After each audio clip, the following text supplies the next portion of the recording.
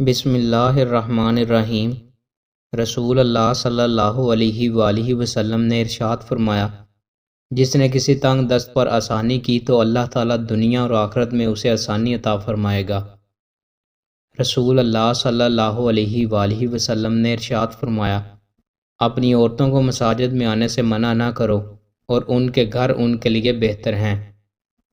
رسول اللہ صلی اللہ علیہ وآلہ وسلم نے ارشاد فرمایا، اے مسلمان عورتوں، کوئی عورت اپنے پڑوسن کے ہدیے کو حقیر نہ سمجھے، اگرچہ بکری کا پایا ہی کیوں نہ ہو۔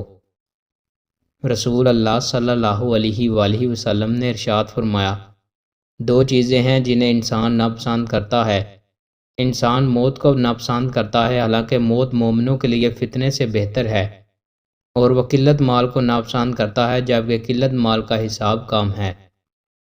رسول اللہ صلی اللہ علیہ وآلہ وسلم نے ارشاد فرمایا، عن قریب لوگوں پر دھوکے سے بھرپور سال آئیں گے، ان میں جھوٹے کو سچا سمجھا جائے گا اور سچے کو جھوٹا کہا جائے گا، بددیانت کو امانت دار سمجھا جائے گا اور دیانت دار کو بددیانت کہا جائے گا۔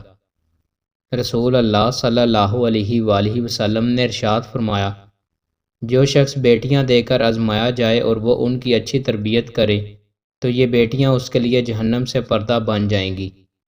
رسول اللہ صلی اللہ علیہ وآلہ وسلم نے ارشاد فرمایا، جس شخص کی دو بہنیں ہوں وہ جب تک اس کی زیر کفالت رہیں اور وہ شخص ان سے اچھا سلوک کرے تو ان کی وجہ سے وہ شخص جنت میں داخل ہو جائے گا۔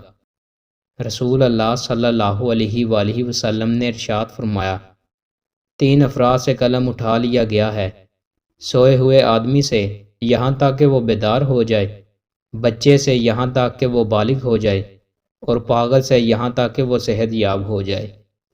دوستوں، مزید اچھی ویڈیوز کے لیے ہمارے چینل کو سبسکرائب لازمی کریں۔ بہت شکریہ۔